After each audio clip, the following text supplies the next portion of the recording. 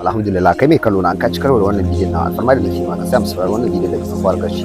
Bidiyo ne mai muhimmanci wani da kai da kake kallo na za mu ɗauki wani darasi a cikin wayannan bidiyoyin da za mu kalla ni da ku sai mu saurari bidiyon daga farko har ƙarshe za mu faɗi sabon cikin bidiyon ga sabon saurara ko ce mu saurara Allah ya samu. Bangaren media muka ga cewa lallai musulmi dole ne su zage a wannan fagen, musamman kafirai suna amfani da wannan media din, makiya addini suna amfani da ita, masu yada san zuciya da kare zalunci da sauransu suna yi, masu yada bidiyoyi da karirai da munanan akidoji duk suna yi.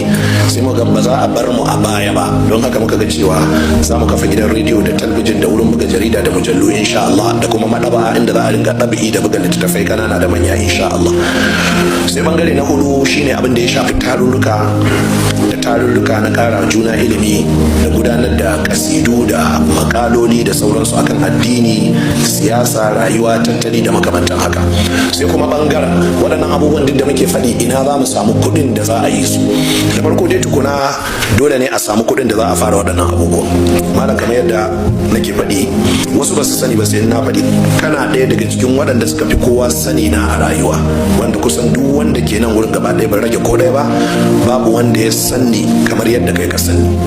Ana zaune katsam sai aka ji ni Albani na tafi neman kuɗi, an ta kawo muku tsegumi, an ta kai tseguma wurin malamai waɗanda aka sanna da alaka da su ko ina. Albani ya ce kuɗi yanzu yake nema.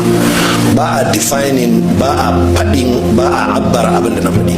Na ce ne zan je in nemi kuɗi wanda zan zo in kafa cibiyar da zan yi da'awata. Abin da na ce kenan lokacin ban ce zan tafi neman kuɗi don na sanya kuɗi ba, a kuɗi waɗanda za a abin. Alhamdulillah na je na shiga harkoki na kasuwanci iri-iri ne, ina amfani da wannan manufar da awattawa. Me na san ina yi na kasuwanci ya saba ma Allah ya ce annabi ya ce to ba zan yi ba, amma duk abin da bai saba wa Allah ya ce annabi ya ce ba to zan yi shi in samu kuɗi.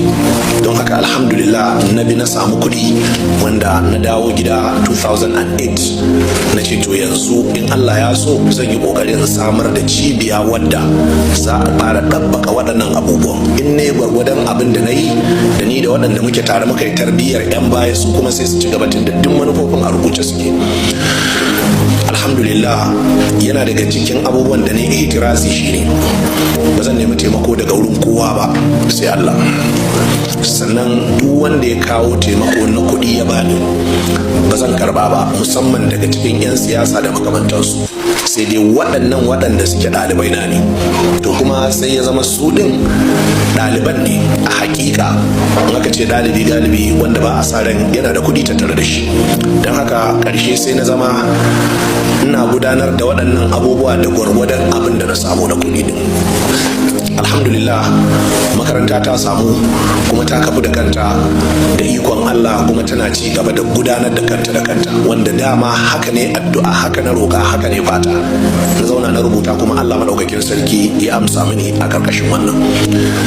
Alhamdulillah a ƙarƙashin ita waɗannan makarantu muka yi rajista da CAC, wanda da yawa daga ciki almajiran ku ne a wurin lauyoyi da masana harkokin shari'a da abubuwa irin waɗannan, corporate affairs commission, wanda muka zayyana musu dukkan abubuwan da zamu kuma suka ba mu ainihin registration a ƙarƙashin waɗannan abubuwan CAP, cewa sun amintu da su insha Allah ta'ala.